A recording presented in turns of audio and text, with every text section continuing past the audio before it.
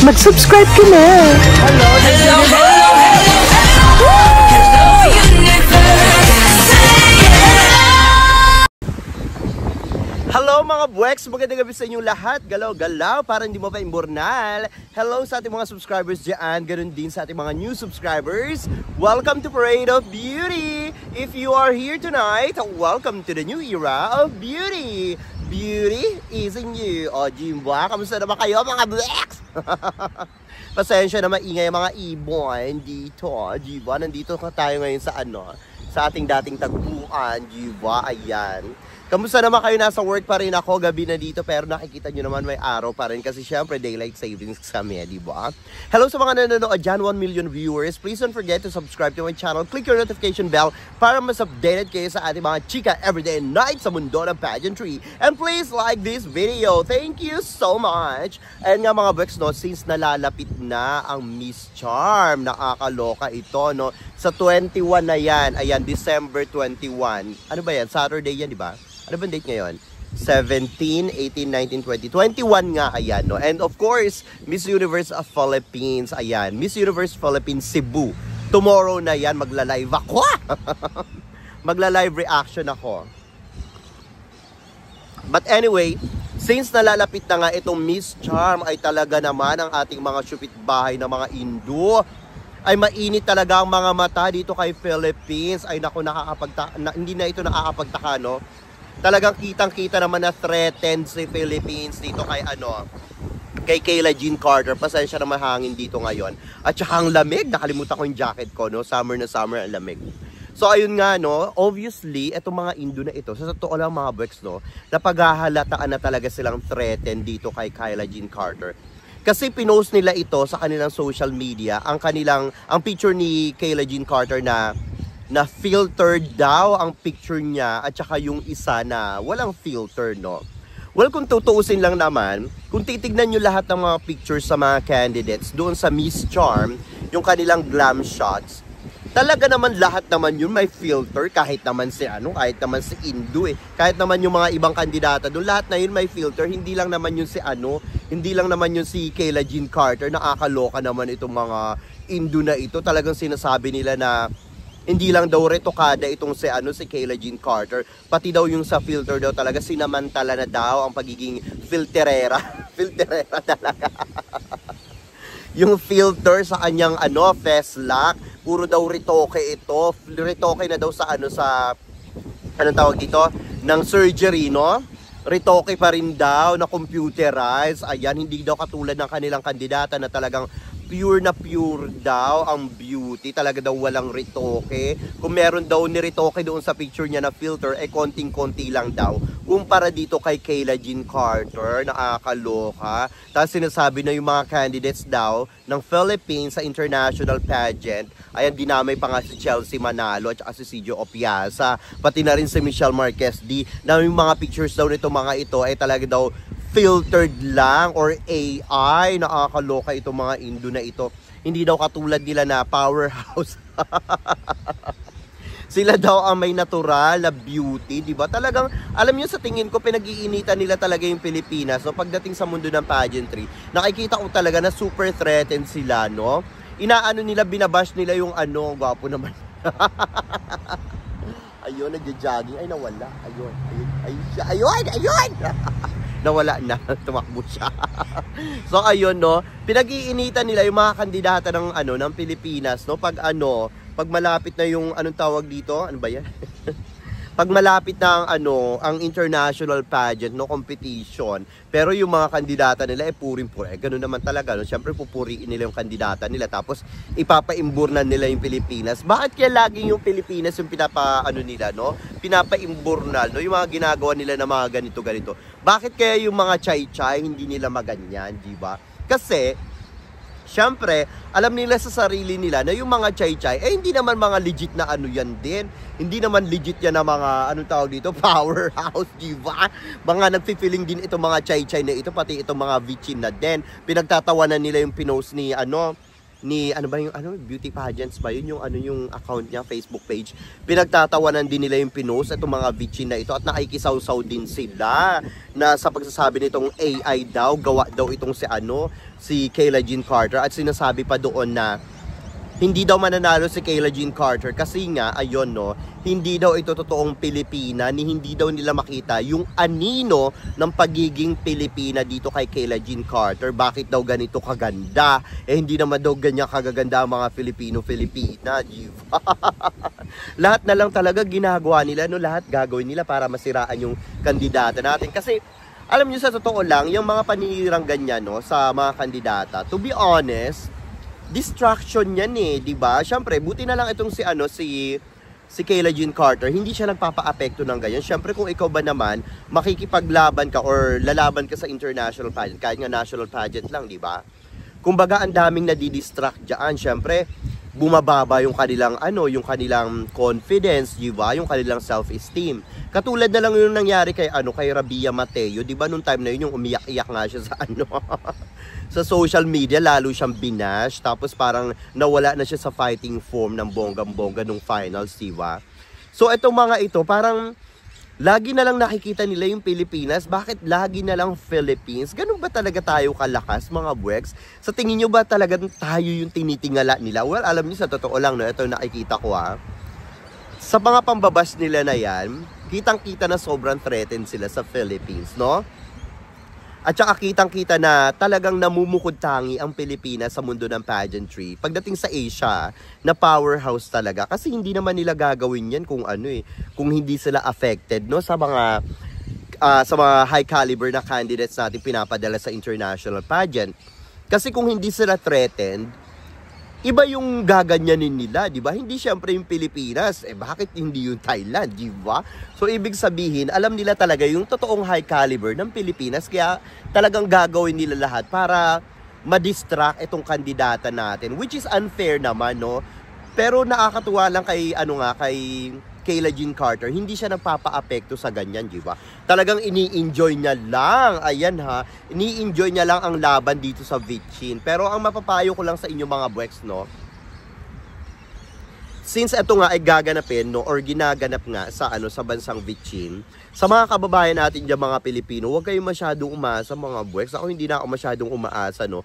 Kung makapag-penetrate man itong si Kayla Jean Carter, talagang panalong-panalo, di ba? Pero kung hindi, wag na kayo masyadong umasa, knowing na Vichin ito, ay nako, alam nyo naman ang kalakaran dyan sa Vichin, no? Kahit na sabihin natin yung makinarya nitong si Kayla Jean Carter. In fairness, si Kayla Jean Carter, ang ganda-ganda niya ngayon, panalong-panalo itong beauty ni Kayla Jean Carter, Talaga namang inihanda siya ng Miss Philippines, di ba? Nakikita niyo yung mga photos niya, yung mga aurahan niya, yung makeup niya, di ba? Yung mga sinusuot niya, palung-palu talagang hindi siya pinabayaan ng Miss Philippines organization, di ba?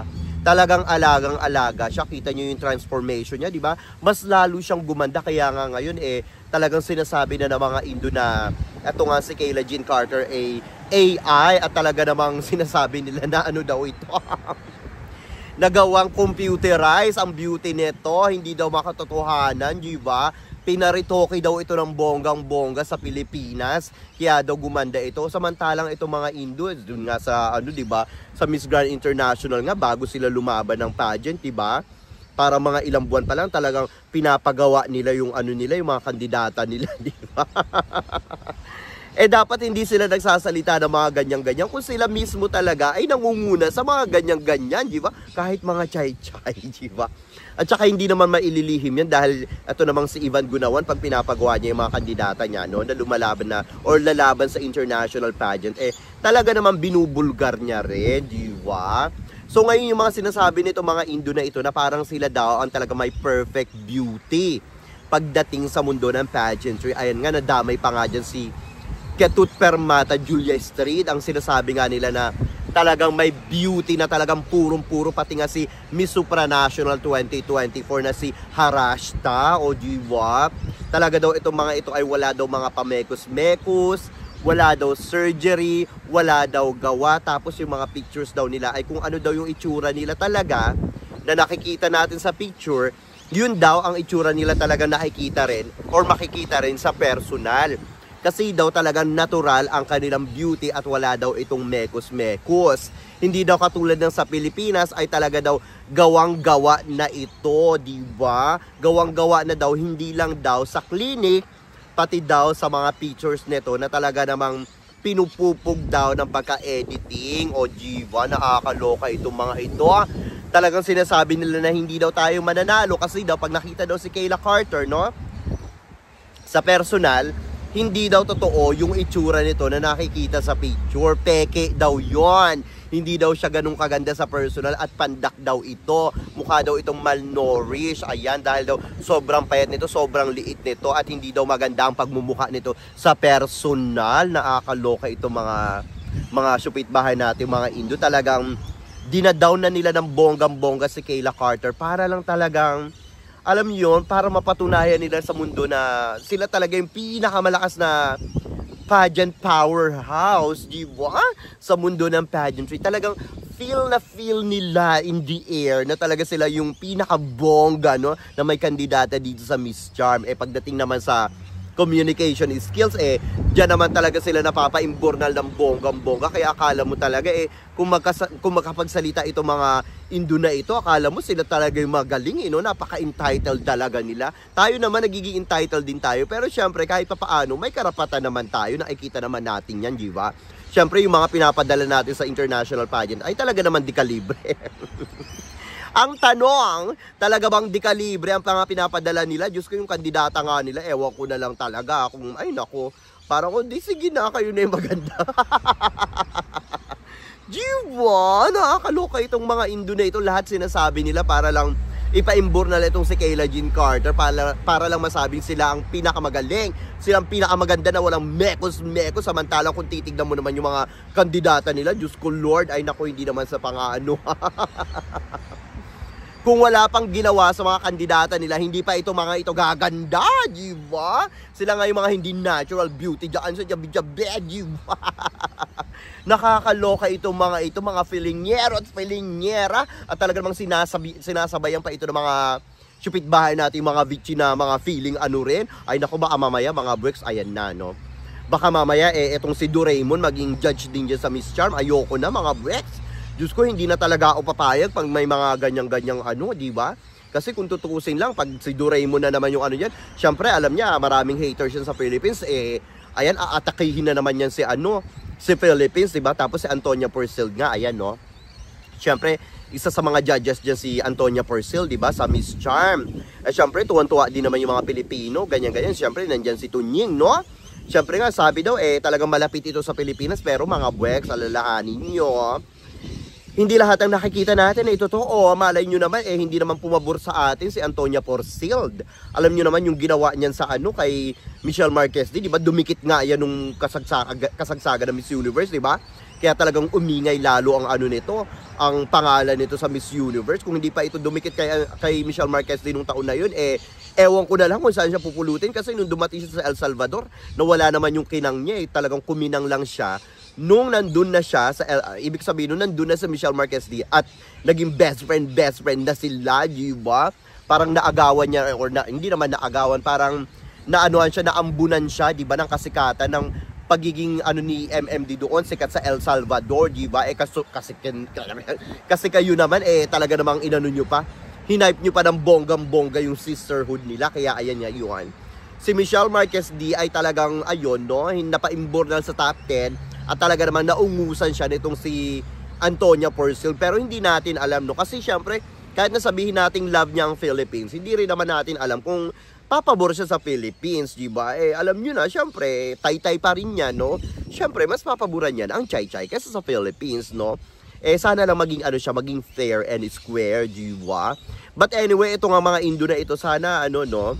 Sana maligwak sila dito sa Miss Charm para malaman nila talaga kung sino talaga yung di kalibre pagdating sa mundo ng pageantry. Ilang pageants na ngayong nakoronahan yung Pilipinas. Ito lang nakaraang linggo, di ba?